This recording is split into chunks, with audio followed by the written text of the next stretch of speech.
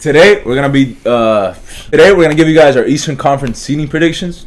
Last video was fun to make because of how difficult it was, and I'm not saying that the East is gonna be a walk in the park, but it's definitely gonna be a lot easier. It was pretty easy. Obviously, I'll say the top 6 teams have been basically the top 6 teams for like the past few years as well. So. Let's not waste more time. Let's get started with the number 15, which is the team that seems to be in the news every single day for the wrong reasons, the Charlotte Hornets. And there's not really much to say about this team, bro. They've been going through so much. Now Miles Bridges, once again, he's going through this whole legal thing after he just finished getting a new contract.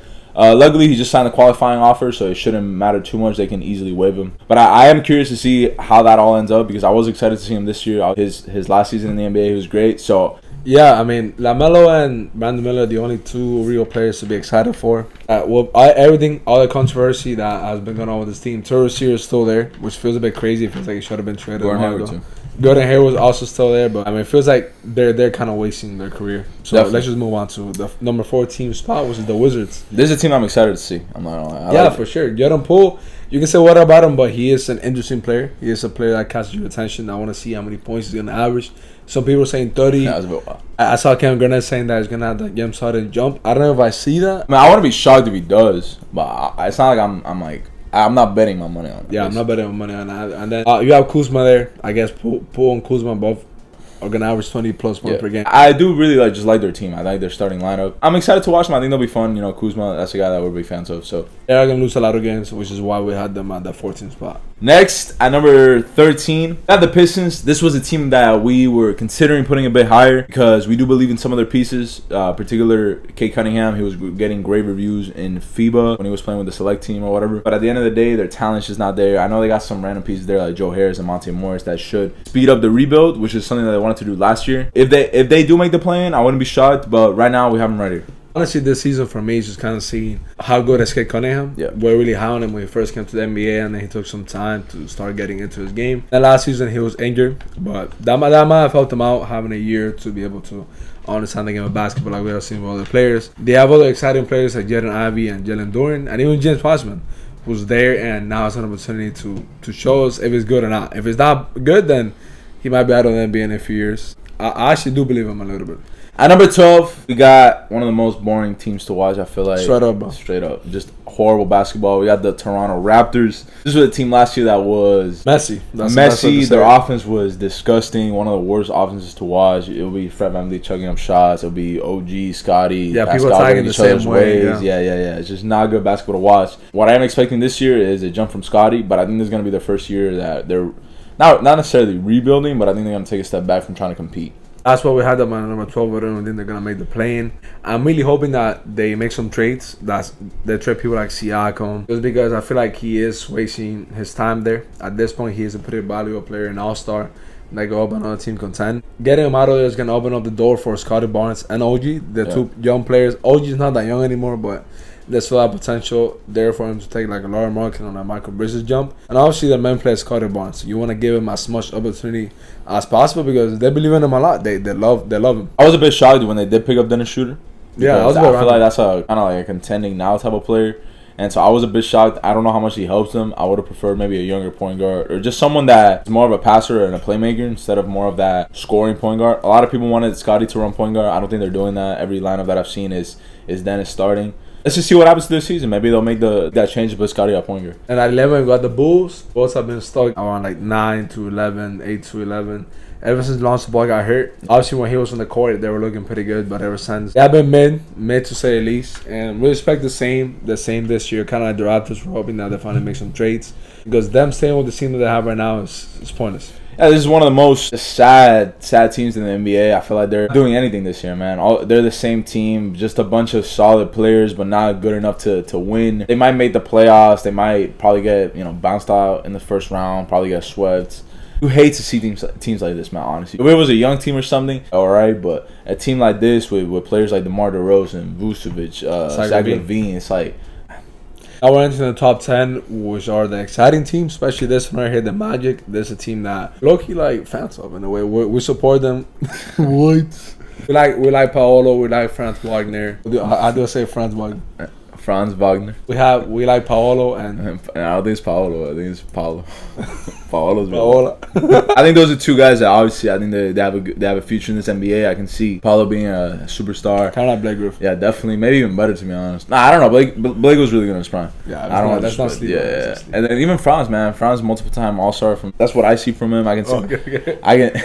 When's the I can see him like low key having a similar career to Chris Middleton. I feel that. Not like a superstar. Maybe he surprises us, but I think he's gonna be consistently in the All-Star team. Yeah. Especially the Magic will start contending. I hope they make the playoffs. Number 9, we got the Nets. Team that I know Ali for sure is gonna keep an eye on because they have Ben Simmons, and Ben Simmons looking like his back.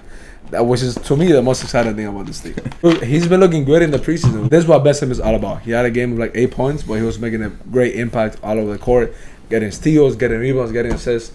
He's a classic triple-double person. We have seen him make 2 fadeaways, which for a lot of players not a big deal, but for him that means a lot. He's been good. He hasn't impressed me. He just played like the last version of him, like kind of the last good version. Yeah, the last good version of him. Still not what I want to see from him. I want to see him obviously hit more threes, take more threes, be more aggressive when it comes to scoring. Not much for me to say. This is just the player he is, so I don't really want to complain too much about it. Talking about the other players, obviously Mikal Bridges. We're hoping that he continues the hot cycle have with the season he had last year, and we think he will. Maybe not to that extent, but I think he is like a 20 points a game average with a good defense. Obviously, that 3-and-D still inside of him a little bit.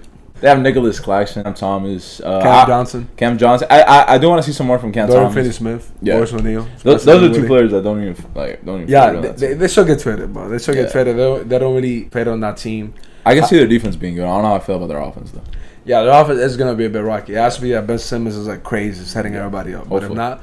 Next, we have the Indiana Pacers. This is a team that we're pretty high on. They were like the 4th or 5th or 6th seed, something like that last year when Tyrese was fully healthy. Super low key, bro. They picked up a team that makes sense now. They added some much needed wins. I actually really like that Obi Toppin pickup. Yeah, I like the Obi Toppin, the Bruce Brown one, because last year, I don't know if you guys were tuned into any games, but they were running Miles Turner and 4 guards. Now you have more of a power forward.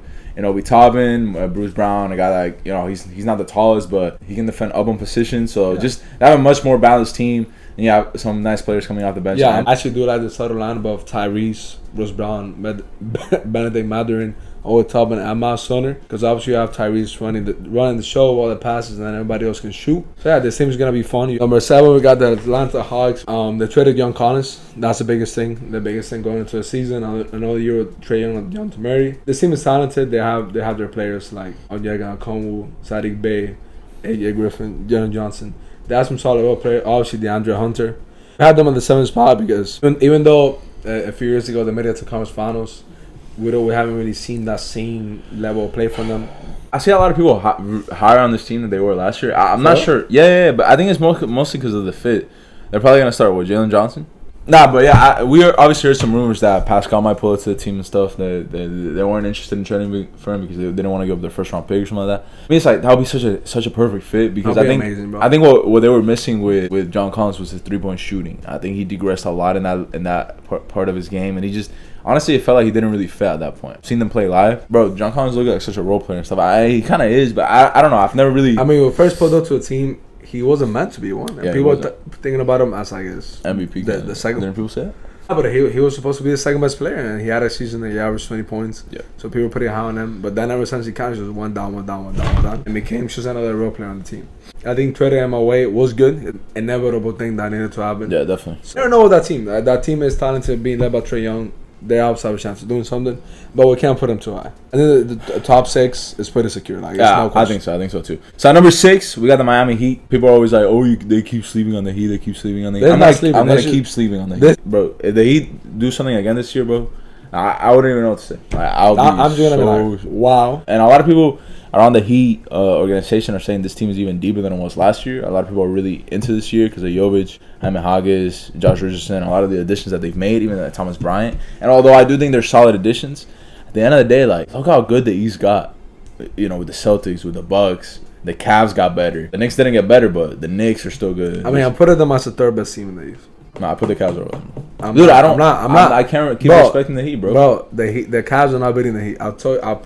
Maybe not, but right now, bro, I can't. I'll put that on everything. I know, but I'll bet money on that. I'll bet money on that, bro. The Cavs, the Knicks are not beating the Heat, and now they're the Sixers. Nah, with this, I think if a fully healthy Sixers team, Bro, the Heat beat the Sixers. I get you, but I feel like that's. I think they just got it, bro. I'm telling you, I don't think that he got that anymore, bro. The Heat didn't get worse. Yes, they did. Not really. I think they got worse. You keep bringing that up, bro. I think losing the game. I think Kyle Lowry's gonna become worse. That's the only thing you can say. The Kyle Lowry. I guess the Tyler Hero is pulling up to that. I'm fine. I'm fine with obviously the 6th spot. We're not even talking about that. We just don't think that they care that much about the season. I don't think they're gonna be that bad. They're gonna be the AFC. I think they are gonna at least try to keep it out of the play-in. Because last year they got us scared that they almost didn't even make the playoffs. Yeah, I think Jimmy also gonna try a little bit harder. Yeah, I think he should. Yeah. Thomas Bryant, that's a guy I actually really like for them. That's definitely their best pickup of the offseason. I like Josh Richardson too. Josh Richardson's good as well. Some people are like, oh, he's gonna go back to like the way he was looking with the Heat before. I don't think so. I think Josh Richardson at this point is who he is. Yeah. If somehow he starts looking like not an all-star, but before he got traded to the Sixers, he was developing some shot creating stuff. We might see that a little bit just because Eric Spoelstra believes in him, but I don't think it's gonna be that much of it. Whatever. My point is, I still believe the Heat are third best team in the East. Next, we got the 76ers. It really depends on the James Harden thing. I've seen that they might trade for another star for whatever they get back. What else? That's the thing. There's not really anybody out there on the market. I don't even want to talk about this team. Team is just like in a disgusting state right now. Like, there's James Harden's situation is horrible, and this is the second best situation the team has had in the past 4 years. First it was Ben Simmons. Now it's James Harden. You guys already know how I feel about Embiid. People that actually watch the channel we're not his biggest fans. One thing that is good, Nick Nurse. That is a new coach. They're talking really good about him. I just saw Tyrese Maxey on JJ Redick's podcast. They were talking really good about him. So. And Tyrese Maxey is a good player. We talked about him randomly a lot recently because of the rankings and all of that. Even if we don't believe that he's as good as some people think, he is a good young player that is going to have a lot of opportunity. He's going to have a lot on his plate depending on what happens with all his moves. And the Sixers always are able to win games, even if it's just Embiid and Tyrese Maxey start the season. We saw it a few years ago how Ben Simmons that they were still able to keep it flow in the top 5. So that's what we put in there. Yeah. Next, at number 4, got the Knicks. Again, last year they were really, really good, especially in the regular season. There's not much to say about this team because it's kind of like the same team. That's a really good pickup. Yeah, that's a great pickup, but that's really it. Nothing much to say. I mean, I think he'll be great. I think he fits that culture. A full season with Josh Hart as well. Yeah. I do like that team. Yeah, the more I think about it, but yeah, it's not really much else to say. They're basically the same team as last year. I expect it to be a little bit better, but at the end of the day, I don't think Julius Randle as your first or second best player can make much noise in the playoffs. I mean, the way I see it, they're shooting in the second round. They're not making it into conference finals. They're not beating the Celtics, the Bucks, and I don't think they're beating the Heat either. It's gonna be a similar season, maybe a bit better record wise, but either way, they're not gonna be able to make some real noise. So, what else is there to say about them? Next, the Cavs. This was a team last year that was top 10 in defense and offense, and this year they fixed basically all the problems that they had, which was 3-point shooting, and they were able to add pieces like a Max Strus, like a Georges Niang, that can definitely help them out in that aspect of the game. They need to be good this year. If not, I can definitely see Donovan Mitchell leaving the team. I think I need improvements from Evan Mobley, especially on offense, and Darius Garland too. I think I need a better season from Darius Garland, man. Honestly, Darius Garland is a guy that I'm a big fan of, but I think they just got to be better. They gotta actually make some noise. If they get an easy way into it, they should try to at least make it either out of the first round, maybe even to the conference finals. If they somehow get lucky with the seeding, I don't think they're beating the Bucks. That's down there impossible. Man, yeah. Well, for example, let's say they go against the Knicks again. If they lose the Knicks once again, I think Donovan Mitchell's super out of it. He's not gonna stay on the team. Either way, I don't think Donovan Mitchell is your best player. You can really do much. It's nothing against him. It's just the way the NBA is nowadays. For me, it'd have to be that Evan Mobley develops a lot, and so does Darius. I need Darius and Evan Mobley to all be damn near at the same level as damn near, bro. That's how the finals should be clicking on all cylinders for them to really have a chance to do anything. It's gonna be more of the same, definitely better though. What I will say about them is that depending on the potential of the young players, they have a ceiling of, for example, it is a team that if you told me they got a lot better and they beat the Heat, I'll be like, all right, I get it. If they made it to conference finals tomorrow, I'll be like, wow, but okay, that's not insane. Yeah. Next, number 2, we got the Bucks. The reason that I had the Bucks right here is the player that they got, he's going to be a little bit harder to sort of blend into the offense than the Celtics. Obviously, no surprise, the Celtics are number 1. Seen it in preseason. Dame just has not been able to be himself. I feel like he's been off the ball a lot, way more than he's ever been in his career. I feel like I've seen Malik Beasley with the ball more in his hands, Pat Connaughton, people like that. Giannis damn near has the ball in his hands at all times. I just wish the ball ran through Dame a little bit more. Yeah, I think they're gonna realize that. I think as the season moves on, Dame's gonna start fitting in better. There's opposite positions, but with LeBron and Wade, that LeBron put them and said, "Oh, this, Wade, this your team. I don't want to step on your toes." I think Giannis needs to tell him. Nah, he doesn't need to tell him you're the best player on this team, but all the offense is gonna be run through you. Yeah. Hopefully they can figure it out. I think they will. They're not dumb. Giannis is not a cocky player that's gonna be like, no, I gotta have the ball in my hands.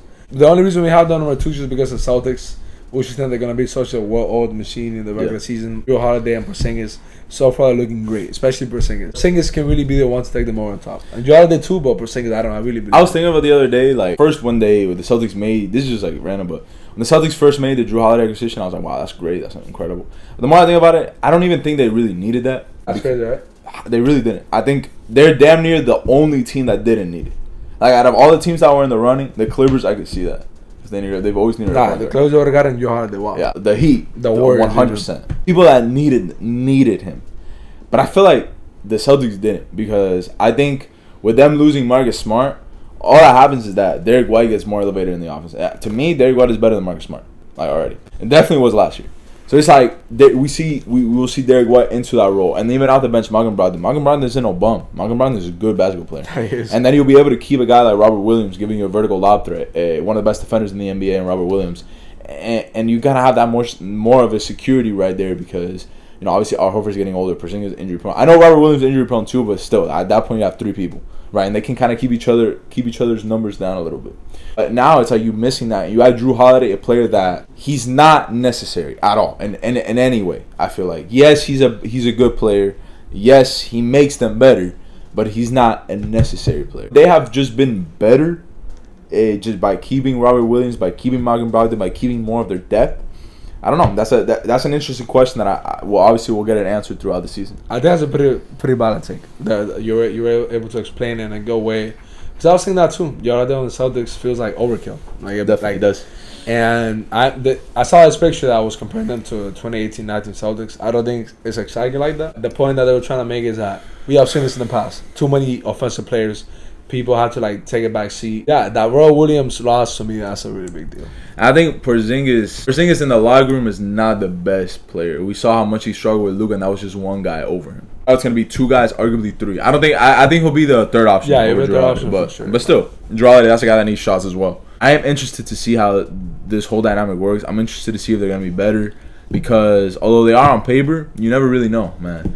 It's funny because we're saying all of these negative things. What are all of these questions, and we still have them on number 1 because it shows so much talent. It's too much talent, and I think their bench is underrated. Not that it's underrated, but I don't think it's as bad as people are saying. Like, people definitely exaggerated. O'Shea Brissett is an NBA player. Lamar Stevens started for the Cavs last year, a lot of games, and they were Peyton Pritchard's not bad. Basketball player. He's always been good. You can play him in the regular season. Yes, he's always been a good basketball player. He's always been good. Obviously, he didn't play last year because there weren't minutes for him. You know what I'm saying? But when you have 4 offensive players, you can sit one of them down, keep the other one in. You can figure it out. You can figure it out. Yeah, because look, have Derek White, Drew Holiday, or Al Horford coming off your bench. Those are already 3 started quality players. That team has been proven to be a good GM. He'll make a trade here and there, no problem. They have a bunch of first-round picks. They can easily go ahead, and make a quick-ass trade. Yeah, I could definitely see them getting a center in the middle. Yeah, that's what they're looking for. They'll figure out. We'll see. That's going to be exciting. It's good that we have these 2 powerhouses at the top, and then we have.